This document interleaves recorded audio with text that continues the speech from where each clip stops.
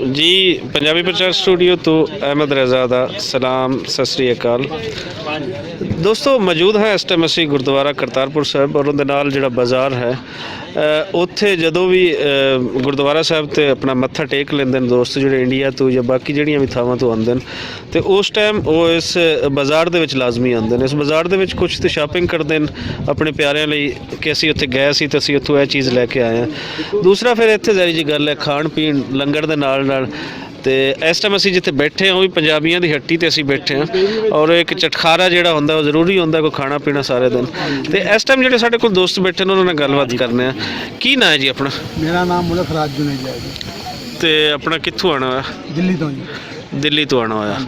तो किवें दा लग्या? पहली बारी आए किस तरह होया जी? इधर इत्थे करतारपुर साहब पाकिस्तान की धरती थी, पहली बारी आए हैं, बहुत अच्छा लगे।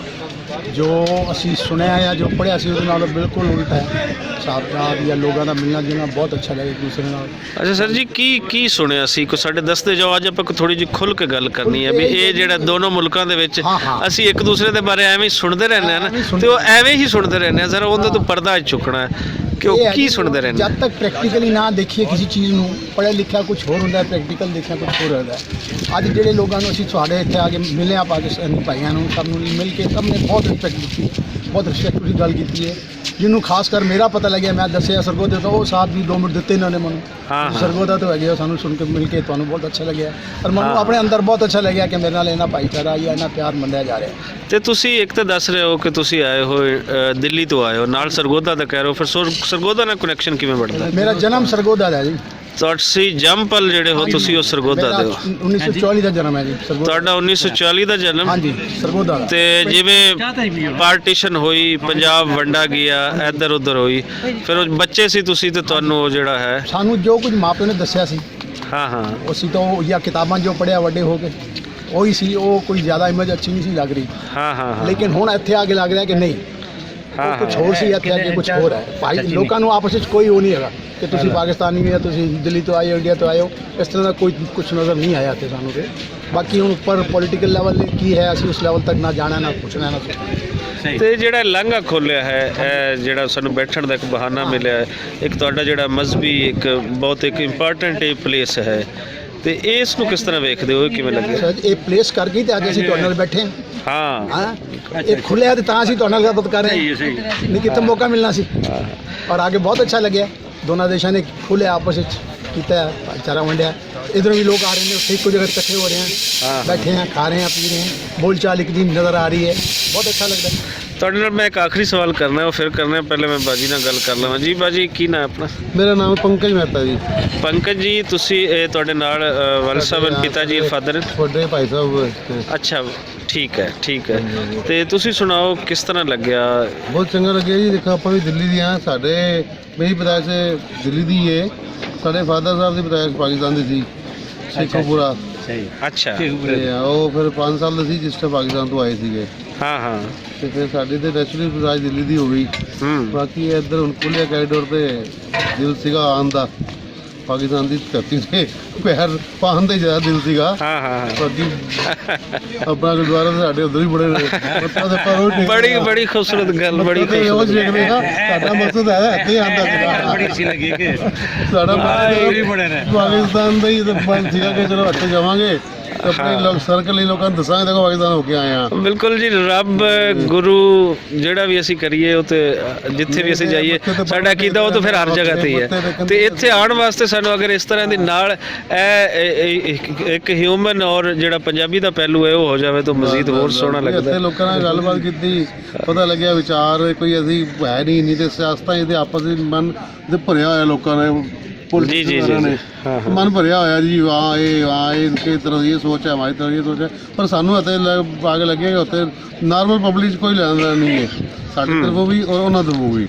बिल्कुल सही बस वही बस मन से आंदा से इस करके गड्डी अपनी चुक के आ गए।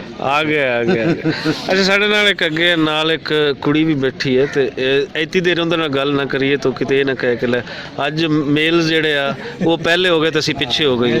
तरतीब थोड़ी हुई है लेकिन उनकी असीं माफ़ी चाहते हैं। की हाल है भैन जी?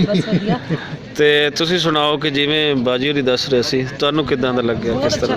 बहुत ही अच्छा लग्या आके इधर।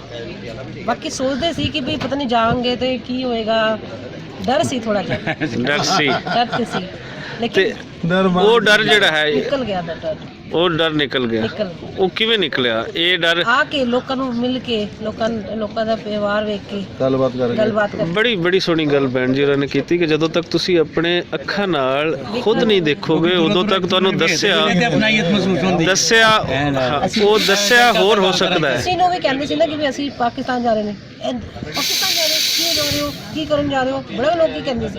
ਮੈਂ ਕਿਹਾ ਨਹੀਂ ਜਾਣਾ ਹੈ। ਤੇ ਇਹ ਸੋਚ ਕਿਵੇਂ ਡਿਵੈਲਪ ਹੋਈ? ਕੋਈ ਮੀਡੀਆ ਦਾ ਕਿਰਦਾਰ ਹੈ ਜਾਂ ਕੋਈ ਇੱਕ ਬੜਾ ਸਖਤ ਜਿਹਾ ਸਵਾਲ ਹੈ, ਕੋਈ ਸਟੇਟਸ ਦਾ? ਥੋੜਾ ਨਾ ਮੈਂ ਨਿਊਜ਼ ਵੀ ਥੋੜੀ ਜ਼ਿਆਦਾ ਦੇਖਣੀ ਆ, ਹਾਂ ਹਾਂ ਸੋਚਦੀ ਸੀ ਕਿ ਮੈਂ ਕਿ ਕੀ ਹੋ ਰਿਹਾ ਉਧਰ, ਹਾਂ, ਹਾਂ। ਕੇ ਵੇਖਾਂ। ਚੀਨੀ ਚ ਲੈਣੀ ਤੇ ਪਹਿਲਾਂ ਇੱਕ ਸੋਚ ਸੀ ਬਸ ਜਾਵਾਂ, ਬਸ ਜਾਣਾ ਹੈ, ਦੇਖਣਾ ਹੈ ਕਿ ਉਹ ਦੇਸ਼ ਤਾਂ ਮਨ ਵਿਚਾਰ ਸੀਗਾ। ਹਾਂ, ਹਾਂ। ਗੁਰਦੁਆਰੇ ਤੇ ਇੱਧਰ ਉਧਰ ਵੀ ਬਹੁਤ ਨੇ, ਸਾਡੇ ਘਰ ਦੇ ਨਾਲ ਹੀ ਬਿਲਕੁਲ ਗੁਰਦੁਆਰਾ ਹੈ। ਬਿਲਕੁਲ ਸਹੀ ਕਹਿ, ਬਾਕੀ ਬਿਲਕੁਲ ਗੁਰੂ ਨਾਨਕ ਦੇਵ ਜੀ ਦੇ ਹਰ ਜਗ੍ਹਾ ਨੇ। ਹਾਂ, ਉਹ ਤਾਂ ਸਾਡੇ ਮਨ ਚੰਗਾ ਤੇ ਖੜੋਤੀ ਹੁੰਦਾ। ਹਾਂ ਬਿਲਕੁਲ ਬਿਲਕੁਲ। ਹਾਂਜੀ, ਹੁਣ ਮੈਂ ਤੁਹਾਡੇ ਤੋਂ ਜਿਹੜਾ ਸਵਾਲ ਮੈਂ ਪਹਿਲੇ ਛੱਡ ਕੇ ਗਿਆ ਸੀ, ਹਾਂਜੀ ਹਾਂਜੀ ਤੁਸੀਂ ਦੱਸਿਆ ਕਿ ਸਰਗੋਧਾ ਜੰਮੇ। ਹਾਂਜੀ, ਹਾਂਜੀ। ਬੰਦਾ ਜਿੱਥੇ ਜੰਮਦਾ ਹੈ ਹਾਂਜੀ ਉਸ ਧਰਤੀ ਲਈ ਨਾ, ਪੰਜਾਬੀ ਦਾ ਇੱਕ ਲਫ਼ਜ਼ ਹੈ ਕਿ ਸਾਰੀ ਜ਼ਿੰਦਗੀ ਲੂਸਦਾ ਹੈ, ਤੜਪਦਾ ਹੈ।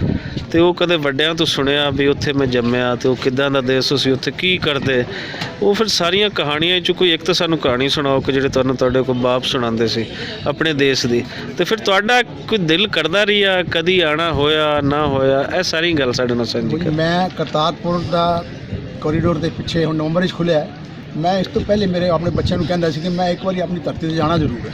ਹਾਂ ਤੇ ਇਹ ਖੁੱਲ੍ਹਦੇ ਹੀ ਫਿਰ ਅਸੀਂ ਇਕੱਠੀ ਸਵੇਰੇ ਤਕਰੀਬਨ ਇਕੱਠੇ ਹੁੰਦੇ ਹਾਂ। ਹਾਂ ਇਹਨਾਂ ਦੇ ਫਾਦਰ ਮੇਰੇ ਅੱਛੇ ਬਹੁਤ ਅੱਛੇ ਦੋਸਤ ਸੀ ਜੀ ਜੀ। ਤੇ ਸਵੇਰੇ ਅਸੀਂ ਦੋਨੋਂ ਇਕੱਠੇ ਘੁੰਮਦੇ ਫਿਰਦੇ ਹਾਂ ਤੇ ਅਸੀਂ ਖੁੱਲ੍ਹਦੇ ਹੀ ਪ੍ਰੋਗਰਾਮ ਬਣਾਇਆ ਸੀ ਕਿ ਜਾਣਾ ਜ਼ਰੂਰ ਹੈ, ਇੱਕ ਵਾਰੀ ਮੌਸਮ ਬਦਲੇ, ਠੰਡ ਦੂਰ ਹੋ ਲੈ, ਫਿਰ ਚੱਲਦੇ ਹਾਂ। ਤੇ ਉਹ ਹੁਣ ਦਿੱਤਾ ਉੱਪਰ ਵਾਲਿਆਂ ਨੇ ਮੌਕਾ ਤੇ ਆ ਗਏ ਤੁਹਾਡੇ ਕੋਲ ਬੈਠੇ। ਸਰਗੋਧੇ ਦਾ ਮੈਨੂੰ ਜ਼ਿਆਦਾ ਯਾਦ ਤੇ ਨਹੀਂ, ਲੇਕਿਨ ਦੱਸਦੇ ਹੁੰਦੇ ਸੀ ਸਾਰੇ ਜੋ ਕਿ ਮੇਰਾ ਜਿਹੜਾ ਜਨਮ ਆ ਉੱਥੇ ਕੋਈ ਹੋਣਾ ਪਿੰਡ ਮਿੰਡ ਰਾਂਝਾ, ਮਿਡ ਰਾਂਝਾ ਹੈ, ਬਿਲਕੁਲ ਬੜਾ ਮਸ਼ਹੂਰ ਪਿੰਡ। ਮੇਰਾ ਜਨਮ ਉੱਥੋਂ ਦਾ ਹੈਗਾ।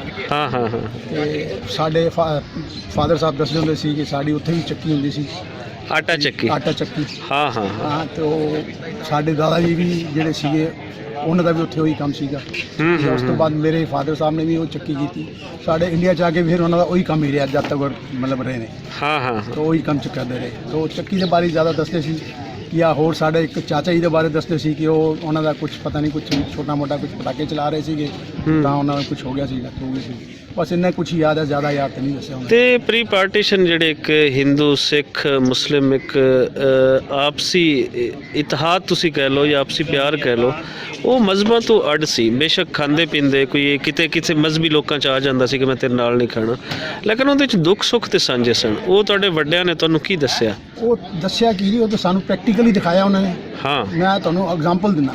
ਜੀ ਜੀ। ਮੇਰੇ ਫਾਦਰ ਸਾਹਿਬ ਜਿੱਥੇ ਮਤਲਬ ਸ਼ੁਰੂ ਗਏ ਸੀ ਜਿਸ ਟਾਈਮ ਪਾਕਿਸਤਾਨ ਤੋਂ, ਤੇ ਆਪਣੇ ਜ਼ਿਆਦਾ ਪੂੰਜੀ ਨਹੀਂ ਸੀ ਕੋਲ। ਜਿੱਥੇ ਉਹਨਾਂ ਨੇ ਕੰਮ ਕੀਤਾ ਉਹ ਮੁਸਲਮਾਨ ਸੀਗੇ ਬ੍ਰਦਰਨ ਸਾਡੇ, ਉਹਨਾਂ ਕੋਲ ਕੰਮ ਕੀਤਾ ਉਹਨਾਂ ਨੇ। ਠੀਕ ਹੈ। ਉਹਨਾਂ ਦਾ ਸਾਰ ਘਰ ਸਾਡੇ ਆਣਾ ਜਾਣਾ ਸੀ। ਸਾਨੂੰ ਸ਼ੁਰੂ ਤੋਂ ਹੀ ਸਿਖਾਇਆ ਗਿਆ ਸੀ ਕਿ ਕੋਈ ਅਲੱਗ ਨਹੀਂ, ਠੀਕ ਹੈ, ਉਹ ਉਹਨਾਂ ਦਾ ਆਪਣਾ ਧਰਮ ਹੈ, ਸਾਡਾ ਆਪਣਾ ਧਰਮ ਹੈ। ਸਾਡੇ ਘਰ ਆਉਂਦੇ ਸੀ, ਖਾਂਦੇ ਪੀਂਦੇ ਸੀ, ਅਸੀਂ ਉਹਨਾਂ ਕੋਲ ਜਾਂਦੇ ਸੀ। ਮੈਨੂੰ ਬਚਪਨ ਯਾਦ ਹੈ ਆਪਣਾ ਖਾਣਾ ਪੀਣਾ। ਕੋਈ ਉਹਦੀ ਸਾਡੇ ਦਿਲੇ ਜੋ ਭਾਵਨਾ ਹੀ ਨਹੀਂ ਸੀ ਕਿ ਮੁਸਲਿਮ ਸਿੱਖ ਭਾਈਆਂ ਨਾਲ ਸ਼ੁਰੂ ਅਸੀਂ ਗੁਰਦੁਆਰੇ ਜਾਂਦੇ ਸੀ। ਬਿਲਕੁਲ ਸਾਡੇ ਨਾਮ ਜਿਹੜੇ ਅੱਗੇ ਹੋਏ ਨੇ ਮੇਰੇ ਤੋਂ ਛੋਟੇ ਭਾਈ ਮੈਂ ਭੈਣ ਭਰਾ, ਉਹ ਸਭ ਨਾਮ ਹੀ ਗੁਰਦੁਆਰੇ ਰੱਖੇ ਗਏ। ਨਾਮਕਰਨ ਜੋ ਵੀ ਤਿਉਹਾਰ ਹੁੰਦਾ ਸੀ ਉਹ ਸਭ ਉਸੇ ਗੁਰਦੁਆਰੇ ਦੇ ਸਾਹਮਣੇ ਚੱਲਦਾ ਸੀ। ਸਭ ਆਪਸ ਵਿੱਚ ਬੜਾ ਬਹੁਤ ਅੱਛਾ ਭਾਈਚਾਰਾ ਸੀ। ਔਰ ਅੱਜ ਦੀ ਤਰੀਕੇ ਦੀ ਸਾਡੇ ਬਚਪਨ 'ਚ ਆ ਰਿਹਾ ਹੈ। ਮੇਰੇ ਅੱਜ ਤੱਕ ਵੀ ਬੜੇ ਮੁਹੱਬਤ ਦੋਸਤ ਨੇ ਇੰਡੀਆ 'ਚ। ਤੇ ਸ਼ਾਇਦ ਮੈਂ ਦੁਬਈ ਗਿਆ ਸੀ, ਉੱਥੇ ਵੀ ਮੈਂ ਦੋਸਤ ਬਣਾ ਕੇ ਆਇਆ ਸੀ। ਕੋਈ ਗੱਲਬਾਤ ਜ਼ਿਆਦਾ ਨਹੀਂ ਹੋ ਪਾਈ, ਲੇਕਿਨ ਉੱਥੇ ਵੀ ਦੋਸਤੀ ਵੀ ਬਹੁਤ ਅੱਛੇ ਰਹੇ। ਸਿੱਖ ਭਾਈ ਦੇ ਸਾਡੇ ਨਾਲ ਸਵੇਰੇ ਸ਼ਾਮ ਹੀ ਹੁੰਦੇ ਨੇ। ਕੋਈ ਭਾਈਚਾਰੇ ਸਾਡੇ ਕੋਈ ਫਰਕ ਨਹੀਂ ਹੈ। ਤੇ ਹੁਣ ਆਪਾਂ ਚਾਹ ਵੀ ਪੀਣੀ, ਤੁਹਾਡੀ ਵੀ ਠੰਡੀ ਹੋ ਰਹੀ, ਮੇਰੀ ਵੀ ਹੋ ਰਹੀ ਹੈ। ਤੇ ਆਖਰੀ ਜਿਹੜਾ ਸੁਨੇਹਾ ਦਿੰਦੇ ਹੋ ਇਸ ਖਿੱਤੇ ਵਾਸਤੇ, ਇੱਥੋਂ ਦੇ ਸਾਰੇ ਲੋਕਾਂ ਨੂੰ, ਕਿਸੇ ਇੱਕ ਕਮਿਊਨਿਟੀ ਵਾਸਤੇ ਨਹੀਂ, ਪੂਰੇ ਖਿੱਤੇ ਦੇ ਲੋਕਾਂ ਨੂੰ, ਪਾਕਿਸਤਾਨ ਇੰਡੀਆ ਦੇ ਨੂੰ, ਉਹ ਕੀ ਮੈਸੇਜ ਦੇਣਾ ਚਾਹੁੰਦੇ ਹੋ? ਮੈਸੇਜ ਇਹੀ ਹੈ ਜੀ, ਮੇਰਾ ਤਾਂ ਇਹੀ ਹੈ ਕਿ ਜੋ ਮੈਂ ਫਿਰ ਰਿਪੀਟ ਕਰ ਰਿਹਾ, ਜੋ ਮੈਂ ਸੁਣਿਆ ਸੀ ਉਸ ਤੋਂ ਮੈਂ ਉਲਟ ਪਾਇਆ। ਇਹ ਸੁਣਿਆ ਜੋ ਪੜ੍ਹਿਆ ਸੀ ਉਲਟ ਪਾਇਆ। ਬਹੁਤ ਅੱਛਾ ਹੈਗਾ, ਇਹ ਬਣਿਆ ਰਹੇ ਥਰੂ ਆਊਟ ਵਰਲਡ। ਜਿੱਥੇ ਵੀ ਮਿਲੀ ਅਸੀਂ ਆਪਸ ਵਿੱਚ ਇੱਕ ਦੂਸਰੇ ਨਾਲ ਤਹਿ ਦਿਲ ਖੁਸ਼ੀ ਨਾਲ ਮਿਲੀ, ਕੋਈ ਦਿਲ ਦੁਰਭਾਵਨਾ ਲੈ ਕੇ ਨਹੀਂ ਚੱਲਦੇ। ਬਾਕੀ ਸਿਆਸਤਾਂ ਦੇ ਵੀ ਚੇਂਜ ਹੋ ਜਾਣਾ ਥੋੜ੍ਹੇ ਜਿਹੀਆਂ, ਇਹਨਾਂ ਦੇ ਆਪਸ ਵਿੱਚ ਜਿਹੜੇ ਮਨ ਮੁਟਾਵ ਨੇ ਘੱਟ ਹੋ ਜਾਣਾ। ਉਸ ਤੋਂ ਬਾਅਦ ਇਹਨਾਂ ਦਾ ਉਰਦੂ ਸਿਸਟਮ ਠੀਕ ਹੋਏਗਾ ਤੇ ਬਿਲਕੁਲ ਸਹੀ। ਸਿਸਟਮ ਤਣਾਅ ਪੂਰਾ ਰਹਿੰਦਾ ਹੈ।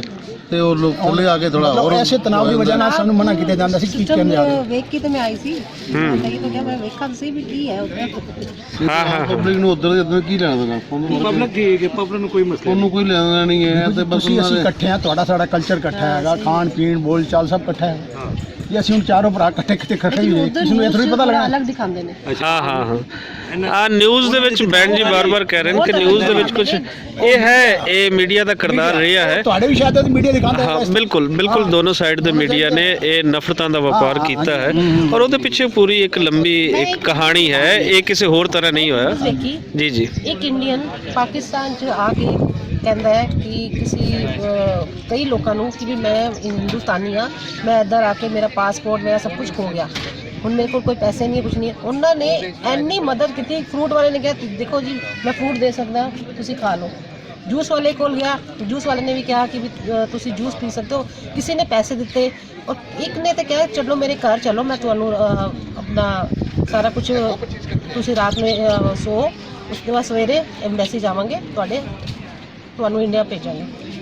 ਇੰਨਾ ਅੱਛਾ ਦਿਖਾਇਆ, ਪਤਾ ਨਹੀਂ ਕੀ ਬਾਕੀ ਕਿਉਂ ਇਸੇ ਤਰ੍ਹਾਂ ਹੀ ਹੈ। ਆਮ ਜਿਹੜਾ ਦੋਨੋਂ ਦੇਸ਼ਾਂ ਦਾ ਬੰਦਾ ਹੈ ਉਹ ਬੇਸ਼ੱਕ ਉਹਨੂੰ ਨਫ਼ਰਤ ਦੀ ਗੁੱਟੀ ਪਾਈ ਗਈ ਹੈ, ਲੇਕਿਨ ਫਿਰ ਜਦੋਂ ਅਸੀਂ ਐਜ਼ ਅ ਹਿਊਮਨ ਸੋਚਦੇ ਹਾਂ ਤਾਂ ਇੱਥੋਂ ਦੇ ਲੋਕ ਕਾਫੀ ਬਿਹਤਰ ਹੈ। ਹਾਂਜੀ ਮੀਡੀਆ ਸੀ, ਪਾਕਿਸਤਾਨੀ ਟੀਵੀ ਸੀ, ਉਹਦੇ 'ਚ ਹੈ ਦੋਨੋਂ ਦੇਸ਼ਾਂ ਦੇ ਮੀਡੀਆ ਦਾ ਇਹ ਕਿਰਦਾਰ ਹੈ। ਤੇ ਹੁਣ ਇਹ ਹੈ ਕਿ ਜਿਹੜਾ ਸੋਸ਼ਲ ਮੀਡੀਆ ਹੈ ਉਹ ਅਸੀਂ ਇਸ ਨੂੰ ਕਹਿੰਦੇ ਹਾਂ ਕਿ ਇਹ ਹੱਕ ਦਾ ਔਰ ਸੱਚ ਦਾ ਮੀਡੀਆ ਜਿਹੜਾ ਹੈ ਉਹ ਸੋਸ਼ਲ ਮੀਡੀਆ। ਜਿਵੇਂ ਅਸੀਂ ਬੈਠੇ ਹਾਂ, ਅਸੀਂ ਗੱਲਬਾਤ ਕਰ ਰਹੇ ਹਾਂ, ਹੁਣ ਇਹਦੇ ਦੌਰਾਨ ਕੋਈ ਜਿਤਨਾ ਮਰਜ਼ੀ ਇਹਨੂੰ ਪ੍ਰੋਪੇਗੇਟ ਕਰ ਲਵੇ, ਪ੍ਰੋਪੇਗੈਂਡਾ ਕਰ ਲਵੇ, ਇਹਨੂੰ ਨੈਗੇਟਿਵ ਨਹੀਂ ਬਣਾ ਸਕੇਗਾ। ਸੋ ਅਸੀਂ ਸਾਰੇ ਲੋਕਾਂ ਨੂੰ ਕਹਿੰਦੇ ਹਾਂ ਕਿ ਜੋ ਹਕੀਕਤ ਹੈ ਉਸ ਨੂੰ ਸਾਹਮਣੇ ਲਿਆਉਣਾ ਸਾਹਮਣੇ ਦੇਖ ਚਾਹੀਦਾ। ਰਹੇ ਹਾਂ, ਅਸੀਂ ਸਭ ਕੁਝ ਦੇਖ ਕੇ ਦੱਸ ਰਹੇ ਹਾਂ। ਕੋਈ ਥੋੜੀ ਹੁਣ ਕੋਈ ਸੋਚ ਕੇ ਥੋੜੀ बैठे हैं ਤੁਹਾਨੂੰ जवाब दे रहे हैं। हाँ बिल्कुल कि पहले स्क्रिप्टेड चीज़ हो कि तय कर लिया हुआ। हाँ नॉट प्री स्क्रिप्टेड, ये सब कुछ मुंह चों निकल रहा है, ऑटोमेटिक निकल रहा है सारा। ਬਿਲਕੁਲ ਜੀ, ਬਹੁਤ ਸ਼ੁਕਰੀਆ ਜੀ, ਤੁਸੀਂ ਗੱਲਬਾਤ ਕੀਤੀ ਔਰ ਜੁੜੇ ਰਹਿਣਾ ਜੀ ਪੰਜਾਬੀ ਪ੍ਰਚਾਰ ਦੇ ਨਾਲ। ਇਸ ਤਰ੍ਹਾਂ ਦੇ ਇੰਟਰਵਿਊਜ਼ ਅਸੀਂ ਤੁਹਾਡੇ ਨਾਲ ਹੋਰ ਵੀ ਸ਼ੇਅਰ ਕਰਾਂਗੇ ਜਿਨ੍ਹਾਂ ਵਿੱਚ ਪੰਜਾਬੀਅਤ ਔਰ ਇਨਸਾਨੀਅਤ ਦੀ ਗੱਲ ਅਸੀਂ ਤੁਹਾਡੇ ਨਾਲ ਸਾਂਝੀ ਕਰਦੇ ਰਹੀਏ। ਇਹੀ ਬਾਬੇ ਨਾਨਕ ਦਾ ਫਲਸਫਾ ਸੀ, ਇਹੀ ਸਾਡੇ ਸੂਫੀਆਂ ਦਾ, ਇਹੀ ਸਾਡੇ ਗੁਰੂਆਂ ਦਾ ਔਰ ਇਹੀ ਜਿਹੜੇ ਜ਼ਿੰਦਗੀ ਦੇ ਨਾਲ ਜੁੜੇ ਹੋਏ ਲੋਕ ਹਨ, ਸਭ ਦਾ ਇਹੀ ਨਜ਼ਰੀਆ ਔਰ ਫਲਸਫਾ ਹੁੰਦਾ ਹੈ ਕਿ ਨਫ਼ਰਤਾਂ ਨੂੰ ਮੁਕਾਓ ਤੇ ਪਿਆਰ ਵਟਾਓ।